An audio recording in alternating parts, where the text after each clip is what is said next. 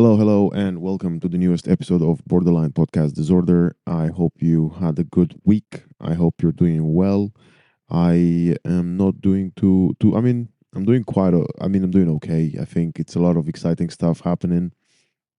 Um, some new videos from my recent set at the new comedian competition thing at the Backyard Comedy Club in Bethnal Green. Um, Came out starting yesterday, or I don't know, starting Wednesday, uh, some date in June.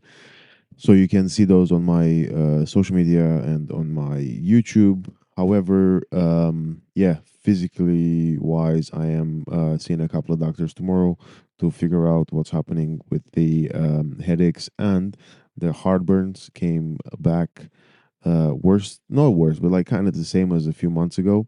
I was under medication for a month and it worked fine. It was okay. I was doing much better. And now I feel like in the last couple of days it's been worse, and I've been and I have been actually sick, physically sick, a couple of times in the last few days. So that needs to be checked in. But besides of that, today's interview is really, I think it was a great one. You know, I loved recording with David. Um, is a is wrote too much pills and too much pills and too much pills and liquor, which is coming to basically going to be out and for people to check it and go see it in Dalston, London. You can see more details on his social media, which I've posted in the bio below. Grab your tickets. It sounds like it's going to be great. I am, for one, excited to go and watch it, and it sounds very interesting, you know. And the conversation with him was very interesting as well. It was a lot of. It was quite eye opening to an extent, you know. I didn't know some of the information that David shared, and again, his background is amazing. You know, he's been around, he's seen things, and he was very open about it. You know, he was very open about his journey, and I just, again, for one, enjoyed the conversation. I hope you do too. I think I'm gonna leave it here though, intro wise, and I'm gonna get you to listen to the episode, and we'll catch up before we depart for this week. So yeah, enjoy.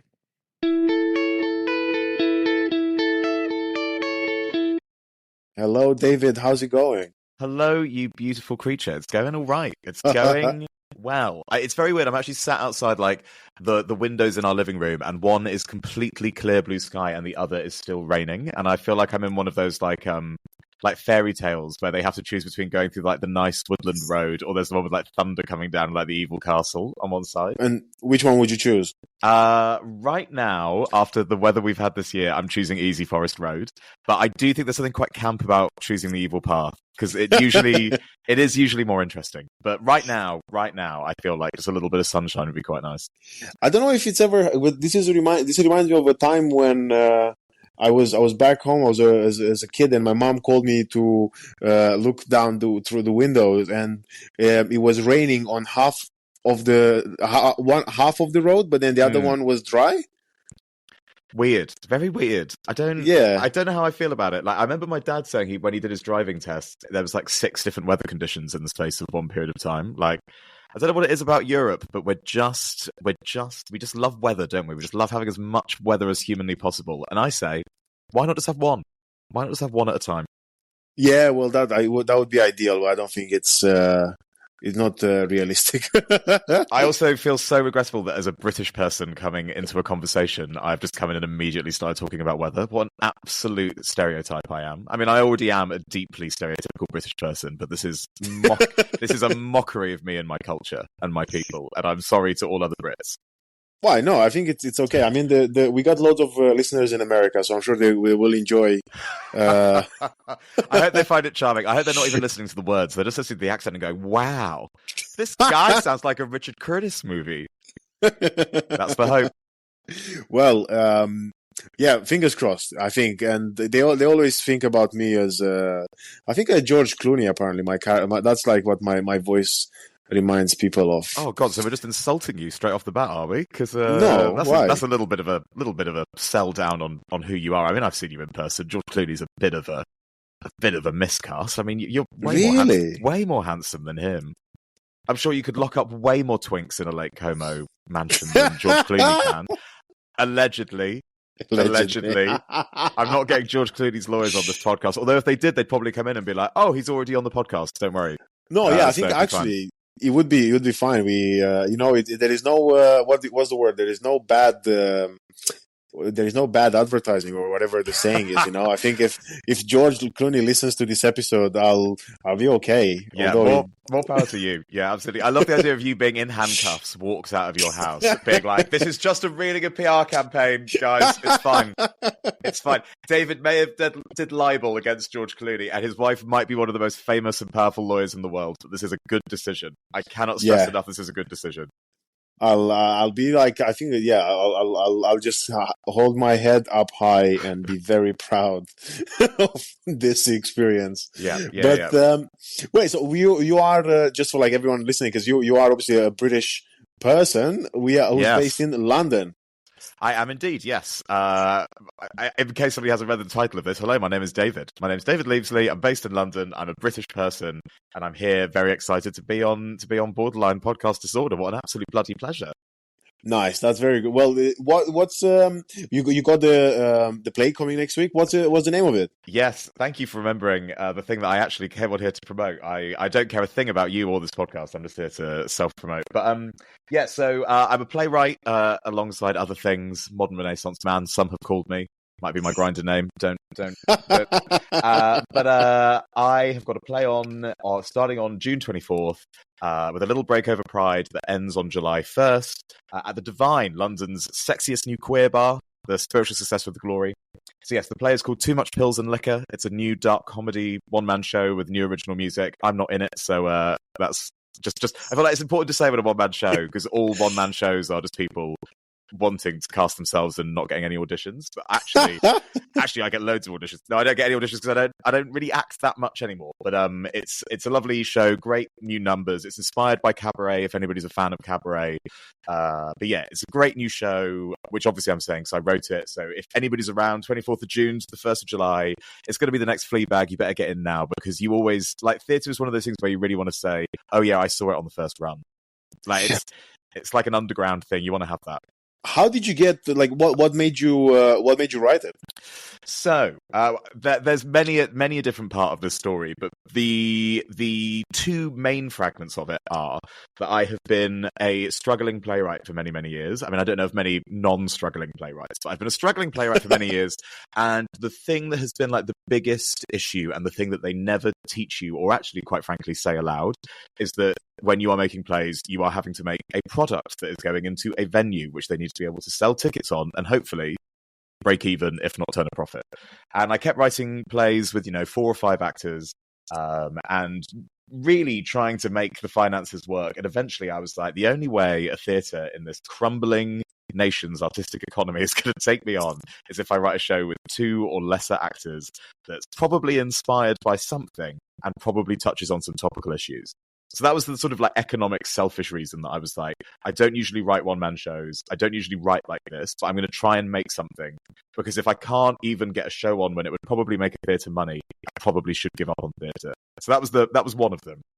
And the second was that I saw the West End, the new West End, it's not even new anymore, the cabaret that's now on the West End, that started off with Jessie Buckley and Eddie Redmayne. I don't know if you've seen this production.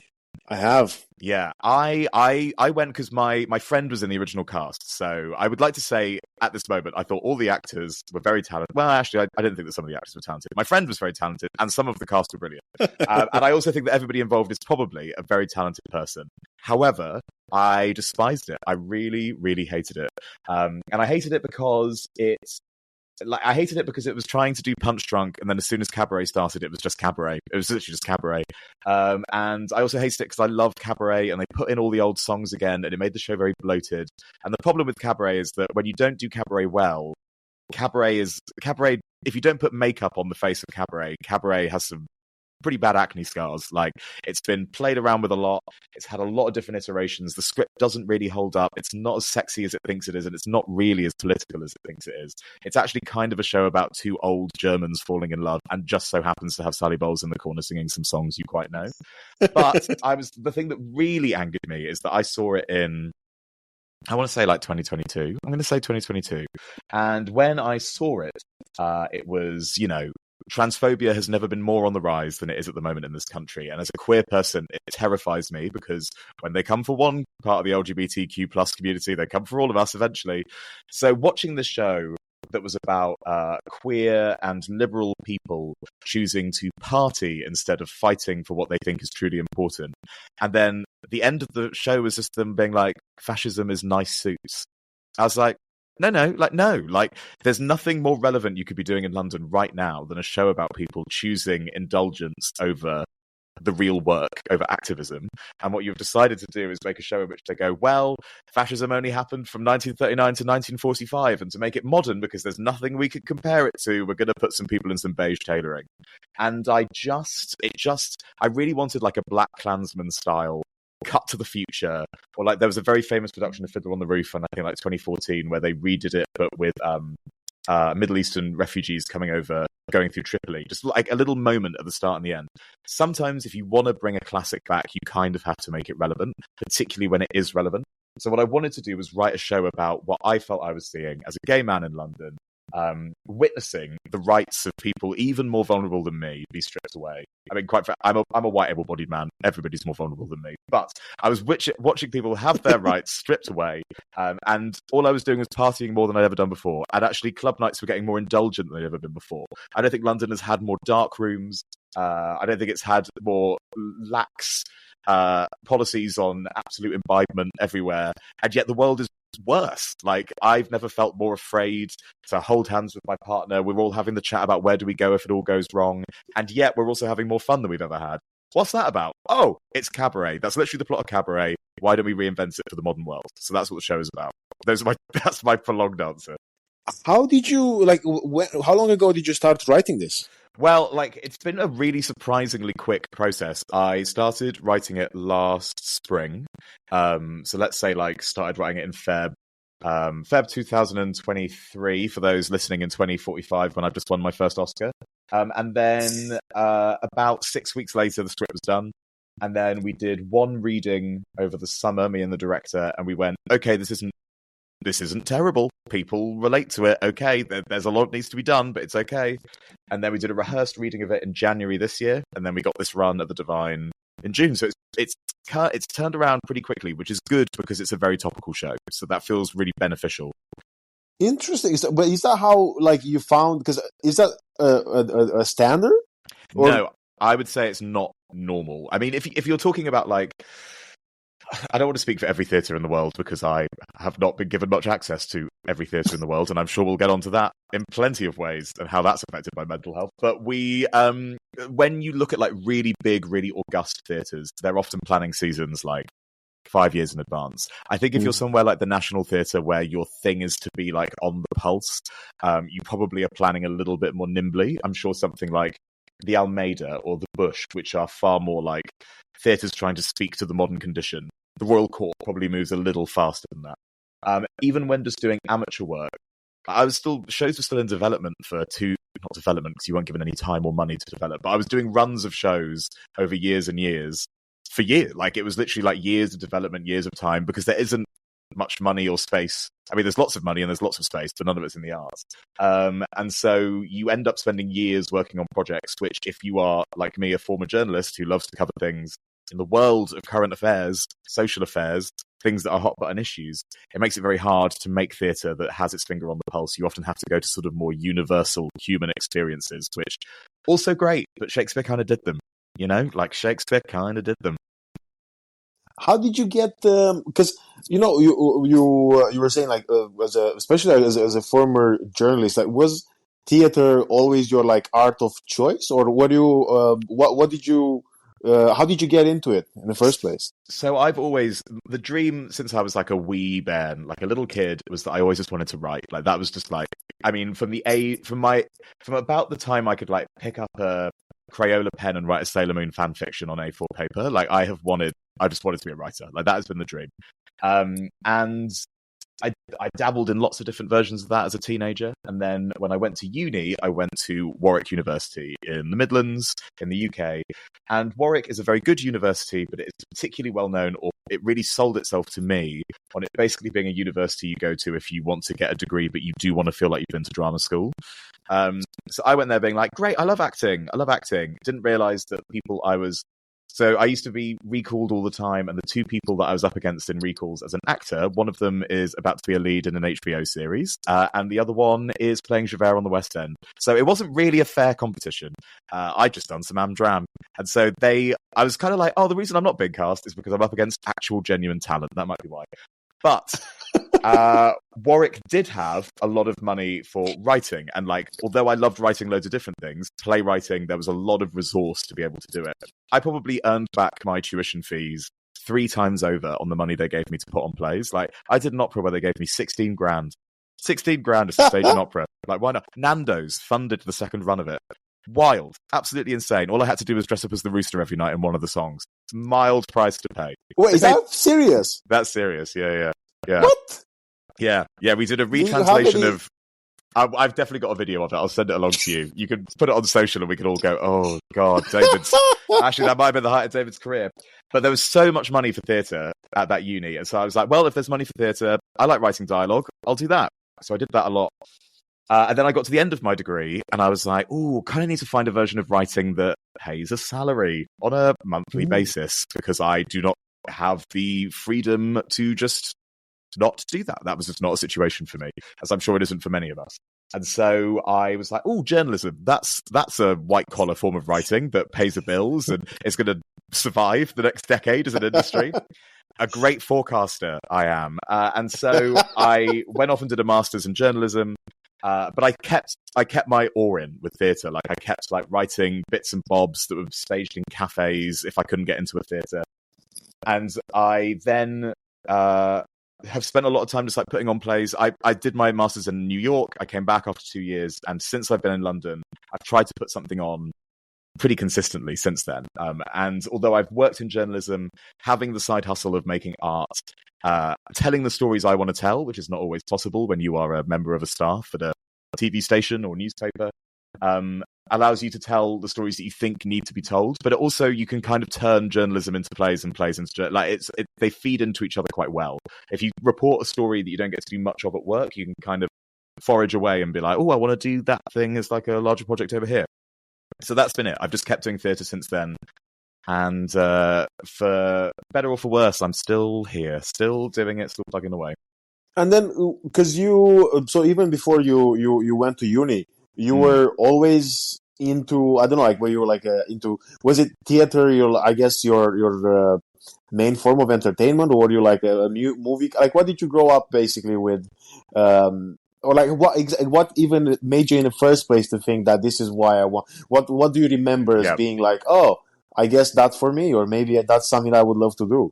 You know, it's such an interesting question. I grew up in the New Forest on the south coast of England, and there is not much culture there. There's not much culture there. I mean, there was more culture in the 90s than there is probably right now, but there was not much culture. Like, you know, you would see like as a child, my parents were always able to like sit me down in front of some puppetry show in some local theatre. Do you know what I mean? There was always something going on to put a kid in front of. But in terms of like big meaty stuff, really the only stuff you saw was like national tours of musicals. Like you'd see Chicago once a year when it would come down to Bournemouth, and Gilbert and Sullivan, like light opera, pantomimes. I love panto. Like I think anybody that hates panto is a Tory, but I love pantomime. And I also like, although I have a lot of gripes with my parents and the way they view the world, my parents also really made sure that I was aware of the grand theatrical traditions of rural England. So things like mummers' plays and wassails and all of these great medieval theatrical and even older pagan theatrical traditions. I got to see a bit of those and got to consume all of those. So that was great. So there was always something going on, but I wouldn't say that I was in any way spoiled by culture. I watched TV. Like, I was a pretty big anime nerd, still am a pretty big anime nerd. Didn't go to the cinema a huge amount, wasn't a huge amount on at the Bournemouth Odeon. I don't even think my parents let me go to cinema. I definitely loved a lot of things, and when I was like about to head to university, and I think burgeoning with the concept that I probably was a homosexual. I think that I got more aware of the fact that if I wanted to be precocious and escape my town, I kind of blame the Gilmore Girls for this. I was like, if I want to escape this tiny town and have any meaning, I have to know all of the great works of art. So I was like, watching High Fidelity and writing down every album that they mentioned and reading those. But for a long time, I don't think I was actually that much of a culture vulture. I probably read quite a lot. Theatre was not a huge part of my life. But then my parents, I'm now suddenly remembering so many things, Levy. You really opened up so many different parts of my brain with this question. But I was sent to speech and drama classes from the age of about 5 by my parents. And they were basically like, oh, you'll just get to like read some poems and like maybe do like a show every year. And it was supposed to teach me confidence, which I guess it did. Like, I can't really fault them on that one. Like, I'm now unbearably confident most of the time with nothing to back it up. I'm all engine and no battery. But they sent me these things to teach me confidence, but actually what they didn't describe them as and what they were was elocution lessons, which is why I sound like this. They sent me to elocution lessons from about the age of 5 to about the age of 13, because I went to senior school and I sounded like a character out of a Jane Austen adaptation. I was like, what? Hello, my name is David Levesley. So pleased to meet you. And everyone was like, who the hell is this child? What's going on? Oh my God, I was like those children that go, we know all your secrets in The Simpsons. It was quite intense. No way. So I did that for years. So I guess that kind of was my intro to theatre as well. But then when I went to senior school and I was like an awkward, gangly kid who'd been bullied for most of my childhood and kind of wanted to make friends, I kind of wanted to have like a thing that was mine. I remember going and auditioning for the first musical my school had ever done, The Hot Mikado, a jazz reinterpretation of Gilbert and Sullivan's The Mikado. And although at that time I thought I was straight, I went in and I did an a cappella rendition of Mine Hair from Cabaret, a very gay song for a boy to do. And the rest was history. And so I started doing a lot of acting. It was a great way to meet people. It was a great way to do amateur dramatics and meet people outside my school. Also kind of meet my first gay people. And even though I was not aware I probably was aware I was one of them, but I was able to like engage with people who identified as that for the first time and like sort of envision that. And it gave me a life and a thing to do. So that was my main way with theatre, is that I just acted a lot as a teenager.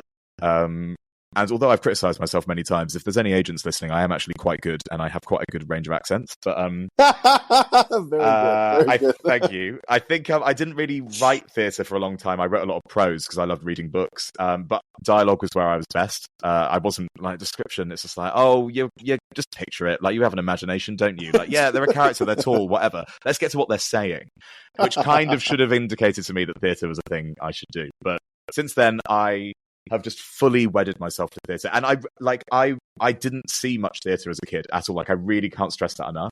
I remember being taken to see a proper Shakespeare, not like a school's Shakespeare, at 17 years old. And I remember going to the RSC with my teachers, and I just saw it and was like, oh, I get it. I get it. I remember I saw As You Like It with Katie Stevens, and I laughed harder than I've ever laughed in a theatre in my life. It was amazing. And then I think a year later, my teachers, who, like, this is the gayest anecdote I could possibly say, but my 2 drama teachers took a single 17-year-old boy to the National Theatre. Like, no other school, it wasn't a school trip, it was just like, we need to get this kid out of this town and show him some culture. By God, we need to show him what's possible. And they took me to the National Theatre to see a production of The Trojan Women, which I believe is Euripides. Still one of my favourite plays of all time, directed by Katie Mitchell, who at the time was just a woman's name. Now I know is one of the great theatre directors of all time. Wow. And I remember seeing that production and being like, oh my God, oh my God, oh my God. Like, it was just like, this is mind. Somebody wrote this 3,000 years ago. Oh my God. Like, that's insane. It was insane. And those 2 productions like changed everything. It's changed the game. I went to a uni which had like a huge art centre where I could get a ticket to anything I wanted for £5. Like, I just saw everything. Oh, I was such a vociferous watcher, Levy. You couldn't keep me away from theatre. So it's a later, like, a first half of my life is not very theatrical. The second half has been, I guess. Well, and then you were saying that you went from Warwick once you like graduated. You did your master's in journalism in America, in New York. So I imagine you have experienced the bright lights theater. of Broadway. Oh yeah. Oh yeah. Can't keep again. Like I was in New York as a 22-year-old, which meant that it was pretty easy to get cheap tickets to everything. And I got cheap tickets to everything. And also a hack, if you're ever in New York, or if you live in New York, better if you live in New York. If you visit it, this isn't that great. It's actually quite lame. But if you want to see a Broadway show and you can't afford it, the New York Public Library in Lincoln Square, next to the Met Opera, has an archive of every production of every Broadway show ever filmed. And it is amazing. And I actually used to go in there and just watch every production of Cabaret that they'd ever done. Like, I would just watch every iteration of Alan Cummings' Cabaret, like directed by Sam Mendes. It's not Alan Cummings' Cabaret. He just is the greatest thing that ever happened in that show. And I would just sit there and I'd just watch it. I would just watch, like, how does Emma Stone differ from Sienna Miller, differ from blah, blah, blah, like, differ from whoever else did it. And it's all free. If you've got a New York Public Library card, you can go see it whenever you want. I love libraries. Love a library. But I saw a lot of theatre. I loved theatre, and I love everything, like avant-garde dance, like sound art, like polyphonic singing in a church, like 3-hour long Tennessee Williams play, like immersive promenade production of the Iliad where we all eat dates while we watch Patroclus die. Like, you could show me anything, and if it lives up to the promise that you sold me on, I will love it. Like, I will guzzle down art like you will not believe. Like, live art is just flipping fantastic, and New York is a great place for that. And you were saying something earlier about, obviously, like how you kind of like got, this is like what I want to do, but then I need to find a way that's actually financially, like a responsible way to live, which I feel like it's such a hard, I think it's so, I don't know, it's hard, no? Because I find it from personal circumstance where you're kind of like, you want to do this one thing, but then you have to do something else just for the means of living. Yeah. And to actually, I think, what was it like for you to kind of go like, okay, cool, I'm here, I'm in Warwick, I'm seeing all these plays, I'm able to do some beautiful work, and then you're kind of like, oh, but this feels too much of a, I don't know, is it a dream now? Or like, what was it like for you to then go like, actually, it's too good to be true almost? Yeah. I think the thing that really, I remember at the start of my final year at uni, I got cast in like an absolute dream role. Like, I got cast as Malvolio in 12th Night, and we were doing this like really like avant-garde Robert Wilson Berlin, like, ooh, sexy, we'll do it on a sandpit, and it's queer and it's great. I think I made out with the director was. It was just like, we're all just so bohemian, aren't we? At this university, we're paying huge amounts of money to go to. Are we all such bohemians? So I did that, and I remember coming out of that show and just being like, every role I played at this university has been like an emotionally fragile middle-aged man. Like, that was very my casting, because like I do not look my age. I'm an attractive man with a skincare regime, but I do not look. At 21, I did not look 21. I looked like I ran a Games Workshop in Middlesbrough. Like, it really was. And so I just got to this moment where I was like, if I actually wanted to pursue acting, which is the thing that I've probably done the most, because it's quite easy to just like slip into a play, I was like, it's just not going to happen, because I'd actually have to audition against actual emotionally fragile middle-aged men. I'm not going to get cast. Like, I don't have a casting that I can actually do. Like, there's no economic benefit to me going into acting, because I don't provide. If you think in the basest version of actors being a tool to achieve what everybody else has sort of conceived as an idea, which I think could be both a very liberating and very annoying idea for an artist. But if you think of an actor as a tool, I was never going to go into a room and fit the niche that somebody wanted. I think now, as a human being with more life and having been to a gym for about 5 years, I also feel like I probably now know where I would sit as like a human being. But at the time, I was like, if I went to drama school, I'd be spending like 10 grand to be useless in this industry. Like, even drama school will probably be like, I don't know what to do with you. I truly have no idea what to do with you. Like, there's not going to be another production of Sweeney Todd for another 15 years, and that's kind of what you're good for, so off you pop. So I think I kind of had like a reckoning with that, and I'm sure that you have this as well, with like balancing the things that you love and the things that you need to do. But like, my time with the arts has been a series of like sometimes tiny and sometimes seismic reckonings of just like, God, is this how much it shrunk? And is this what I'm able to do? And I think I was better at dealing with it when it was like, oh, I don't see where I fit in this. Like that was like, oh, I am in power. I have the power to decide here. Oh, I'm going to step out of it. And I was like, I've got writing. I'll pivot to writing. That's the thing that I love doing. Whatever, great. Like tried some producing. I was like, no, it's not enough about me. No, I'm gonna have to go back to writing. Writing, I've found a real struggle because when you have that thing that you do during the day and you have the thing that you're passionate about, and there's motion in both, like where there's the potential for something to happen, when there's like that feeling of like constant kinetic energy in at least one of those areas, everything feels kind of fine. Like even if nothing's on and you're like, oh, but I'm writing something, or I'm going to do a reading in like a month. Okay, there's energy. Great, magical. When both stall, I crumble to an absolute heap. And over the last couple of years, particularly after COVID and how the arts in this country has been even more hemorrhaged than it has been over the last 14 years of art hemorrhaging. Thank you so much, David Cameron and everybody who's followed.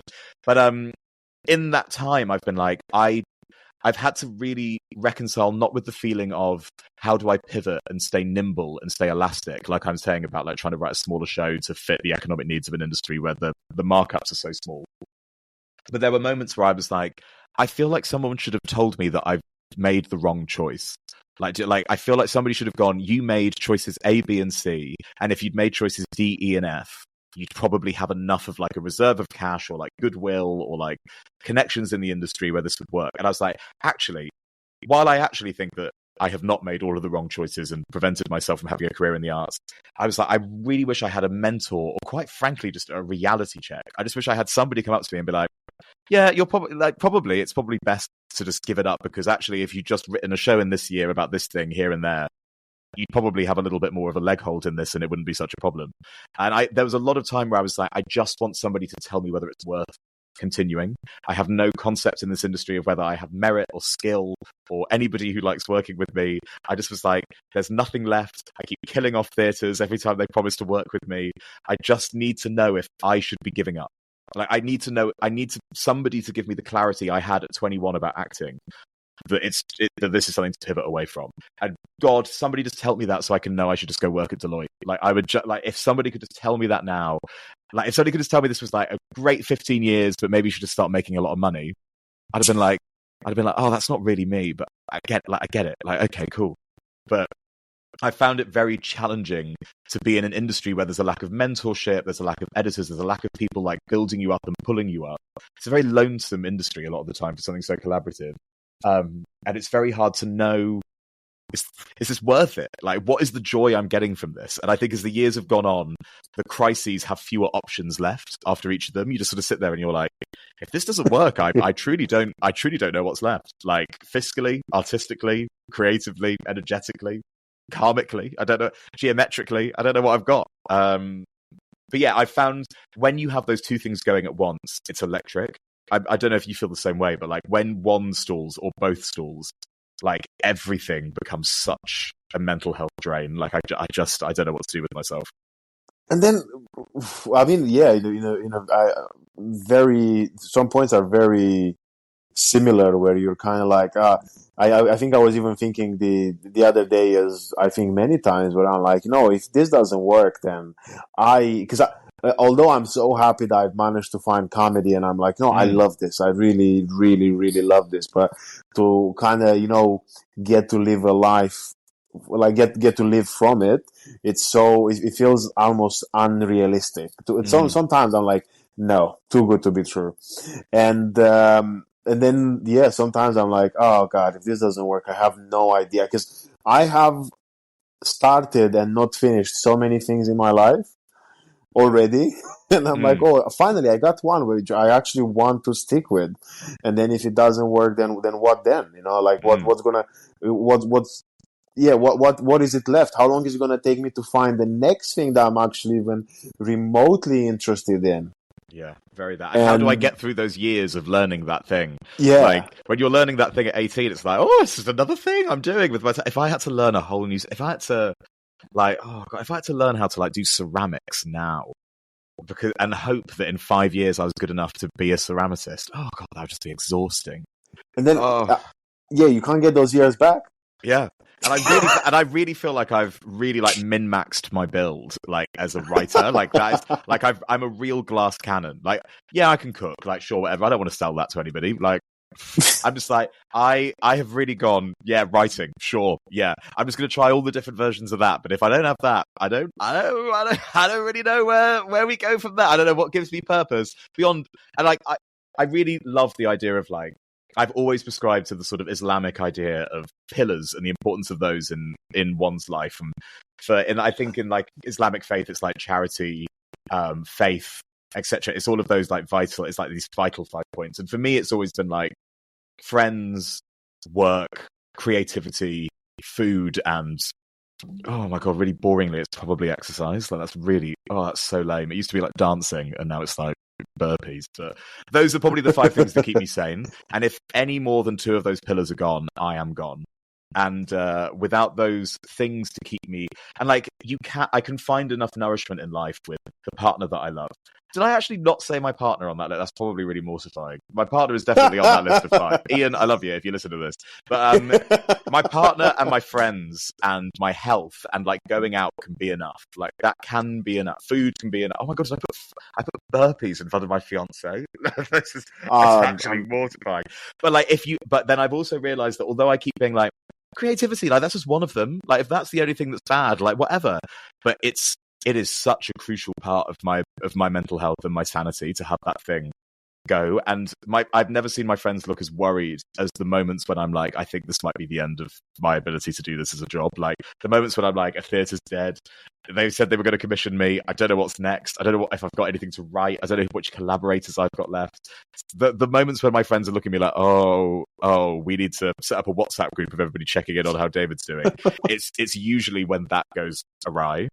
Right. It's just like I don't think that's a good thing. I'm not here to be like, and if you don't have that, you're not an artist, which I think is like the classic approach to this kind of thing.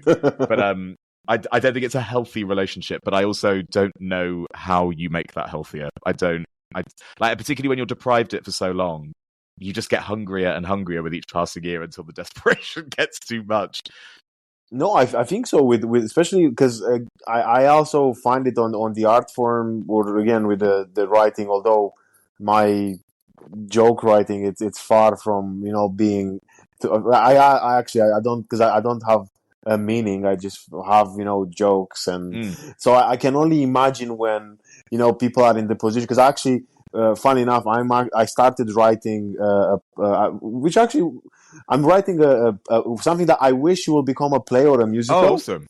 Yeah, it's about BPD. I'll tell you about it. I'm very excited about it, but I don't know if it's going to work, and I have absolutely no experience. I mean, I've watched a couple of musicals. I love like West Side Story. I think it's great. I mean, a work of art. I think so. Yes. Yeah. But you see, but then you. I feel like with the arts form, it's kind of like you have to put it out there, because you feel like, I have all these things that I've written and all these things that I spend time with, and then I don't know if you've done like if you maybe if you spoke like any therapist in the past, and if you've done therapy, like one of the things that I've been told in therapy was like, just write stuff down, and I was like, I think it's pointless to write it down if it doesn't go anywhere from there, because it's like, no, at least you'll feel like you've put it out there. I'm like, no, I haven't put it out there. Yeah, because it's here. I think this is such an interesting. I completely agree with you, and I think this is what our shared sickness in this is like.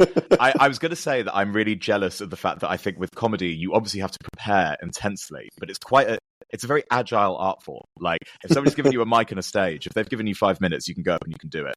Like theatre is so clunky. Like it's like I'm sat here being like, yes, sound director, yes, can you figure out this bit while the lighting design is over? Like, it's like you are working in such huge collaborative, like big chunky. I mean, it kind of defeated the point of me making like a very nimble, agile show that were just like musical numbers, choreography. Anyway, but I have always found it very challenging for me because I remember. I think it was Toni Morrison who said men make art to be seen as great and women make art to make other people feel understood. And I was like, I'm a Toni Morrison. And for me, it's like, if I'm making art that's just me going, what a perfectly phrased sentence, David, you genius. It's like, well, what's the point? What's the point?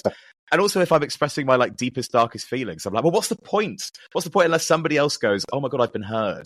Like for me, like art is the greatest form of empathy there is. Like I don't understand Like, if I was a poet, I would I could construct a lovely little villanelle. And maybe it'll go in a chapbook, and maybe it won't. Oh, if I was a composer, I could write a lovely little chamber opera that's deliberately designed to be impossible to ever perform by anybody until it's discovered 200 years after my death, and somebody tries, and we all go, "Oh, that was a bad idea." But with theatre and with comedy, there are things that's like theatre does not exist unless somebody is hearing it. If you are not sharing breath with the person hearing it, like. Unless you count Goethe's Faust, which again was designed to never be put on, and then people still do. But like theatre is designed to be consumed. So if nobody's consuming it, I'm like, what is the point in this art form? It should be quick and cheap and easy to do because everybody should be able to hear it all the time. But nobody can because it's so hard. Now this is something that I'm actually quite curious to see, like because you obviously you're very, very vocal, and you have a very good point about like the way the art industry has been treated in I'd say recent decade, if you don't say recent years. Yeah. But then, have you noticed that now, for example, like for any what's your point? What's your take on the independently run shows, or like again the venues that are coming out from this, like this, because you almost, I think you see it in comedy, or I think even in theater, and again I'd like to think I'm slightly educated to an extent where I have an understanding, but then you're kind of like, is it going on Broadway, or like is it going on in is West End, is it going to be on West End? And that's like the goal.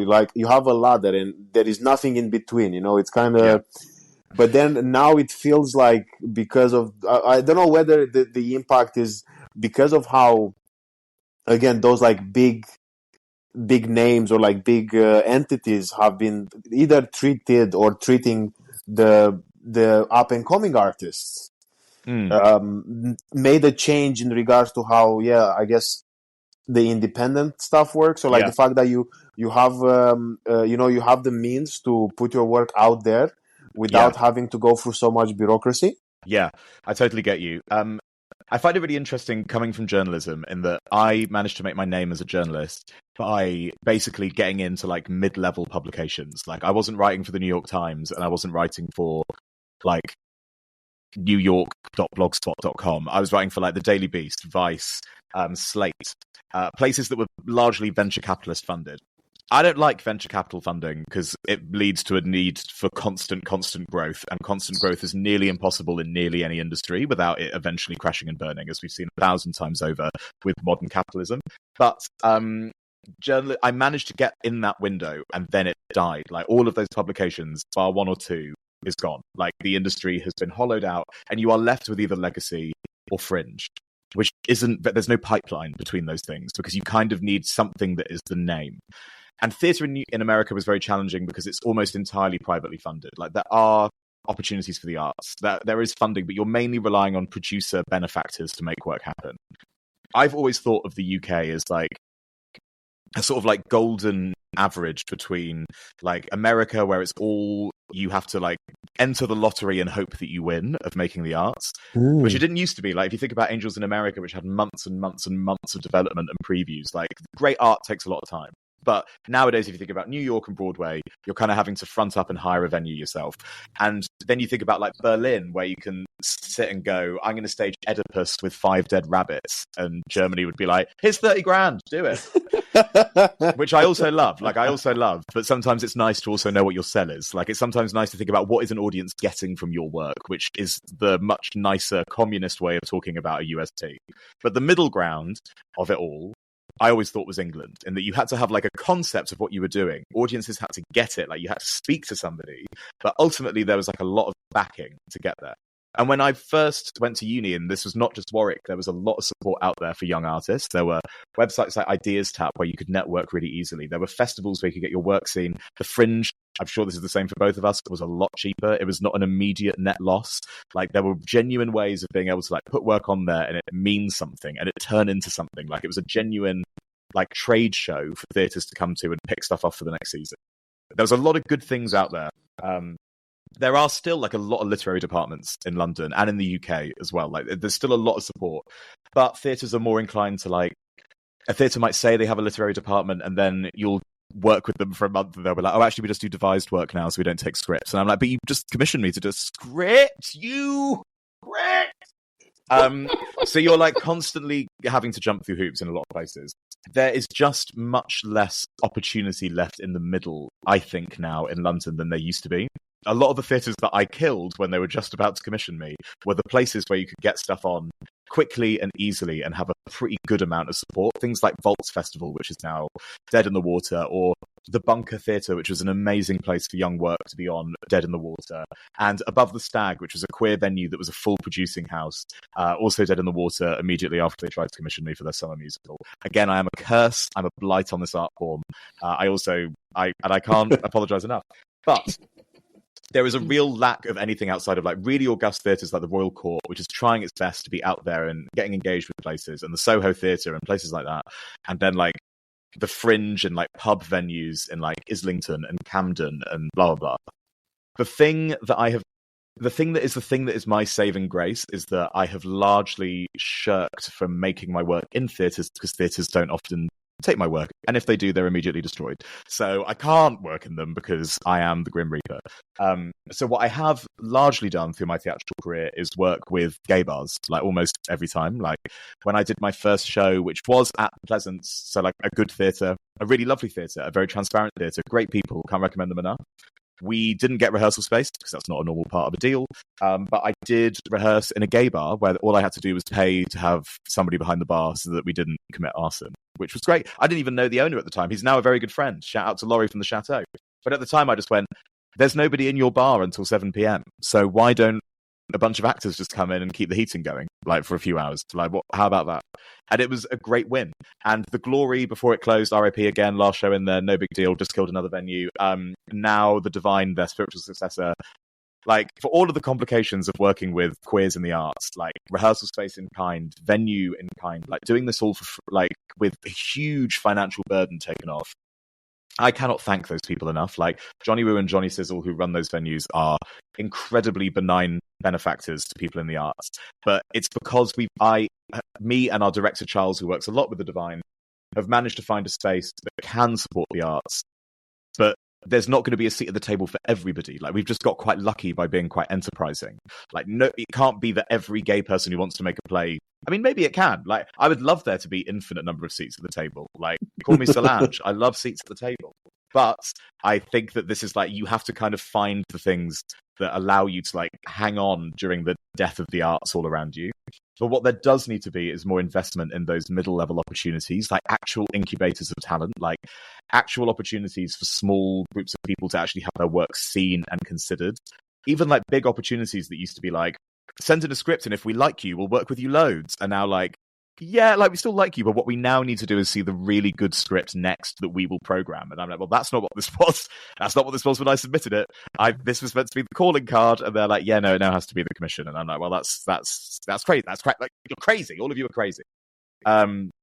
I think that we just need that middle ground to come back in a lot of art forms, and that shouldn't be venture capital funded because venture capitalism is bad, and theatre is never going to have infinite growth. Like, let's be honest, like, there's not even an ability to keep building seats. Like, you can't even build infinite seats in a theatre, so you can never have infinite growth in theatre. Like, it shouldn't have to function under that model. But there just needs to be a better middle ground that allows for artists. Also, like, I went to theatres that made me pay equity minimum for everybody in the cast. Great, amazing, love that. But they weren't giving me any money. They were like, you, if you are here, have to pay everybody equity minimum. And I was like, I'm a private individual. Why are you not supporting me? If a journalist is commissioned by a publication, the publication pays for them to do their article. Like that's how money works. There is a lot of expectation of the individual to privately fund their own work. And when you are making something that almost inevitably, like even when we did a rehearsed reading, we had a team of 6 people. Now we're doing an actual production, it's probably a team of 15. Like, we are banking on breaking even on that box office. Like, and if you don't have a great box office split like we do at the Divine, you are only losing money. So if you're only able to lose money, we're doing a one-man show and the break even is tight. So like, how do you actually make money? And the answer is that everybody has like a thing. And a lot of that thing is generational wealth. Or they have a really amazing job and I have an amazing job, but I don't have an amazing job that allows me to pay like a whole team of people. I am increasingly aware that just because I say I'm not my team's employer, that doesn't excuse me from actually having to think about myself as an employer of people. I actually do, because of the way the industry is, think about myself as the runner of an independent, shabbily put together business. But that shouldn't be how a creative has to think. And I've had very meaningful chats with theatres about this, where I'm like, philosophically, I think of you as my employer, not the playwright as the employer of a team. I am part of an ensemble of people who are equals, and you should be the people guiding us. But again, it comes back to the lack of mentorship, the lack of support, the lack of ability for people to take risks. And it's hard to take risks economically. But as you said, Broadway and the West End is up there. But most of the shows that are being programmed at these big West End theatres are, 2 actors at a time? I can't remember the last show that I saw go on the West End that wasn't Billie Eilish and Daniel Day-Lewis in a production of David Mamet's Oleana. Actually, that would be really banging casting, and somebody should commission that. But it's all two-handers. It's all 1 actor, 2 actors, 3 actors, because clearly not even the big theatres can pay to stage anything with a big ensemble. We're not seeing shows with full orchestras anymore. We're not seeing shows with choruses. But how are we supposed to get the next 12th Night when 12th Night is 16 parts? And how are we supposed to get the next Angels in America? How are we supposed to get the next Jerusalem? How are we supposed to get all of the great works which are big, sweeping epics if the stories we can tell are only tiny? And then it's then the answer is supposed to be that you tell the big stories on TV, but there's no money in TV anymore. And we're like, there's no money in TV, it's supposed to be film, and there's no money in film anymore. So theatre was always meant to be the launch pad portfolio that got you into wealthier industries. And now those wealthier industries are also dying. So we're just a bit you kind of need to actually provide a better business model that means that everybody can be paid a fair wage, and also that the businesses that fund it make their funding back. And also just that, and just people at the top need to stop pocketing as much money, which I think is probably less of an issue with theatre than it is with Netflix and Bob Iger and David whatever, all these big companies. But David whatever, literally me. That's literally me. But it just needs to. There's just a big paradigm shift that needs to change. And I think a lot of people thought that COVID would see people try and change into more co-op model run theatres, more grassroots run stuff, and it hasn't happened. And it's a bit there needs to be a massive shake-up for any of this to work. And also, we need to remind people that theatre's really dope, and that's why people should come see it. Well, I was gonna say that when you touch on some very interesting points, and then the one of the things I was even thinking about now is that I never saw the arts form as a that's the thing. It's not a money making machine. I don't think it's meant to be. The thing is kind of again, you have the creativity and you and you put it out there, and then it's but that's what it is. Well, now I feel it's sadly in some respects, and I think I see it in comedy. And again, I'm very new. I'm only seeing some bits of it, but it's very much about how do you monetize this? And I think you were saying earlier that, for example, to do a Fringe now, you're lucky to break even. You're probably, you have to basically accept the fact that you're probably gonna lose either all the money or half of the money, and maybe break even if you're very lucky. Yeah. But then I feel it's the problem is that, like you said, or the way I think about it now is that it was never, I don't remember, artists weren't meant to be, or even the companies who help out with running those productions or putting things together, they are not meant to be, again, it's not like a petrol station, it's not something that would be okay, cool, you make that, or I don't know, working, digging for gold, Yeah. The point I'm seamlessly going to drop in is that I would love to see a return to the age of the patron. You go and you see William Blake, and they're all oh, William Blake, what a socialist genius. He painted all these incredible paintings about the collapse of capitalism, and God, he was so right about industrialization. I'm he absolutely was all this. I love William Blake. I love Jerusalem. I'm not here to be oh, William Blake. William Blake was also painting the ceilings of Credit Suisse CEOs in his spare time, and he used that money to make Cristobal Balenciaga set up Balenciaga because he married well, and he just went, "Oh, my little husband wants to set up a atelier. Yeah, of course he wants the money." Or Beethoven was probably writing jingles for German cereals, but all these people were doing work that was purely privately owned guff for people who wanted John Sargent just painting people in their military regalia, and then he's off there like trying to paint nice crinolines in his own time. So he's like, God, fabric. Like, what we need is for rich people to be giving money to artists to make pointless, easy stuff, so that then they can go off and make the greatest thing they've ever made. And I'll be honest with you, Levy, I'm not a hot enough twink to be able to just like go to all the hot gays in London and put out for that money. And God, if I could, I would. God, if I could, I would. But I've seen what everybody's going for. I've seen what they're going for, and they're about 3 waist size smaller, and they actually have their own hair. So I can't. I simply can't do it. I'm hot, but not in that way. Not in the money making way. As much as I might want to rouge my cheeks. So what we really need is just like platonic patrons. Like what I just really need like a major solicitor at like, I don't know, like one of those ones that like Slaughter and May to be like, David, can you write our law firm's Christmas panto for 50k? And I'd be like, honey, I'd write the Rivers of Blood speech for 50k. Yeah, I'll do whatever you need. I'll do whatever you want. And then from there, just like onwards and upwards. I want the return of private patrons. That's what the arts needs. Because you're right, we're not a trade. Like we're not a like put out a service and somebody pays it good. I love Marxism and I love the idea of like equal pay for equal services.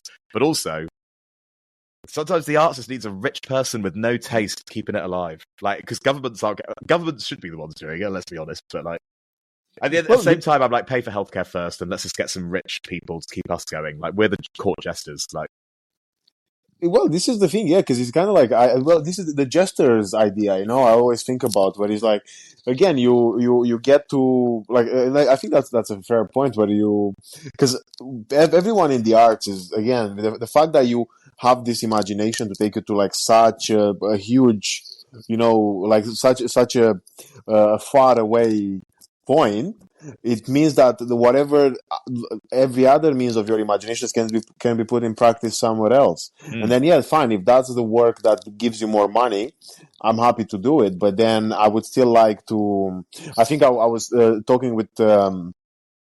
I was talking with one of my comedian friends, with Jamie, and she was talking about how one of the basically the websites that she's writing for, basically she does it in exchange of her being able to do her like comedy reviews there as well. It's a trade almost, where it's like you're taking what you want from me, and I'm taking what I want from you. But yeah, I feel like with arts, and again, I feel like it's I don't think it's ever gonna happen. But yeah, it shouldn't be seen as it's not like an exchange, like monetary exchange sort of thing, where you're like, oh, this is the art and this is how much it's worth, because everything it's worth different for different people. Because again, everyone sees it and digests it in a different way. Yeah, absolutely. I was going to ask you before we wrap it up, and I'm very grateful for your time. You touched something like really huge earlier about how the what's happening in the hate, I guess, towards like the people like in the transgender community, and like the struggles that they want I was going to say the struggles that they want to fight. I don't think they want to go through, but the struggles that they do Give go them something through. To do, for the love of God, just no, of course, obviously. Yeah, it wasn't. But no, so basically, I was going to say like, what's I guess, yeah, on the departing, what's your, I guess, perspective on it? What do you hope to, I guess, achieve, from, again, without like spoiling the play, because I'm actually very excited to come and watch it. We are going to be there. But, what's your view on it? I think that's such a great, clarion call for the end of this. Is that even a phrase? I feel like that's a phrase. Sometimes I say things that sound English, and I'm like, I'm just getting away with murder with this accent, quite frankly. But for me, I think there's a lot of stuff that on like a political national level needs to wildly change, and I feel like incredibly optimistic. I think that most people generally don't think it's a massive issue. It's a culture war being fanned by a certain group of people with a lot of issues that, like, some issues that might actually be genuine world issues that are being misplaced onto a group of people that don't need to have it placed onto. And I could easily go through the list of all the things that I would love to see governments and civil bodies change about recognitions of documents that other countries have always had fine, and yada yada. Like, there are very easy, tangible ways to make the lives of trans people easier. A lot of them are just very simple to achieve, and the evidence is there that they're very they don't affect society in any of the ways that people are afraid they will. Because actually, like, nobody's going to pretend to be trans, because if you look at it, it's not a very fun thing to be at this moment in time. But that's the world at large. I feel like one of the most important things that we can all do about any major civil rights action or like any major world event is just not turn away. Like, I think that's like a really vital thing. And a part of that, the more nuanced part of that, is that any great activist will tell you that it's so important to like practice self-care as well as doing the real work. Like, you don't want to be one of those people who sat on Twitter reading every terrible story and just like extolling into the void that something bad is happening again. You need to touch grass. You need to take time away. You can't fight every second of every day for the thing that matters. Like, it has to be done in waves and with levels of time or whatever. The play is about somebody who wants to do the right thing. Like, he so desperately wants to do the right thing in the world, and then he is presented with like the funnest, sexiest version of self-care there is, which is drugged up London gay nightlife. Like, God, it's so fun. Oh, it's so fun. And when everything is bad around you and it feels like nothing you're doing is changing anything, it is so much easier to just go, well, at least we've got fun. Let's disappear into our sequestered little community of homosexuals because nothing's going to change out there. And we absolutely need the ability to disappear into our sequestered little community of homosexuals. And we absolutely have the right to imbibement and to indulgence and to all of those things. But the play is about somebody who has lost the ability to see that self-care cultivates the real work. And if you're not using self-care as the engine for actually changing the world, then all you're doing is just having fun. And having fun when the world burns solely is not the right way to fight for any civil rights case. And in the play, he explores a lot of the different ways. Like, he goes into like wild gestures which go horribly wrong, and he tries to do tiny things which are meaningless, and he does things in the middle and he doesn't feel like he gets enough attention for them, but it doesn't matter to him. And it's a play about privilege. It's a play about people who seemingly are doing the right thing but are kind of pricks about it. It's a play about pricks who are actually good people. It's a play about all of the different complex natures of activism and kindness and charity and political activism in the world today. And I think the most important thing about this show is that people should come away from it feeling galvanized. They should come away from it and go, yeah, maybe I have sat around a little bit more than I should have done. Because for me, this play was me going, am I sitting around more than I should do? And the answer probably now still is yes. Like, I think of myself as a pretty like conscientious and active participant in the things I believe in, but I could be doing more. I absolutely could be doing more. But this play was painful to write because of that. But I think it's also a really important wake-up call for, like, I had 80-year-olds coming to see this play who were like, yeah, I'm not doing enough. Yeah, absolutely. And I think if people come to see this show and through a charming romp through ketamine, dark rooms, and the nature of modern queer identity with 4 fun original songs, they learn that actually they're not doing enough and leave that day and sign up to volunteer at a helpline or follow like queers and lesbians support the migrants. Like, if they go away and they just do something that allows them to facilitate change in a meaningful way, then that's what art should be doing. And it's trying to do something small that is within my ken as the man that I am to be able to say, without taking away from the other people's experiences that will inevitably enforce and continue this groundswell movement and have been continuing this groundswell movement for a long time. So that is what I hope that people take from this show. And I think that's what I hope I can do with this, is just to make people check their privilege at the door and come out incentivized to change the world a bit. Amazing. Well, for the last question, or like the last thing is, where do people find? Where are you most active? Where do people, find you, your work, or even more info about the run of the play? Yeah, and anything else that you would work on, either hand in hand or after, or anything like that. Yeah. Well, you can find me on Twitter and on Instagram at DJFLevesley. That's DJF Levesley. That's my name. You can find me on both of them. Twitter, I'm a little bit more like news orientated because reporter. On Instagram, it's my work, but it's also life, the world, everything. Hot pics of me, maybe, sometimes. Hot pics of my fiance, who's one of my 5 pillars. I'll just remind everybody of that.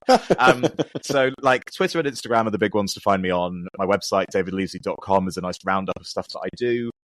Journalism-wise, there'll hopefully be stuff coming, but if you follow me on those platforms, you'll find out about it when that comes around. And if anybody wants to listen to 102 episodes of a Pokemon improvised Dungeons and Dragons podcast, Critical Ditto is available on all places that you find podcasts, but we have finished it, which also means that you now know how long it is, so you can consume it, and it's going to be great.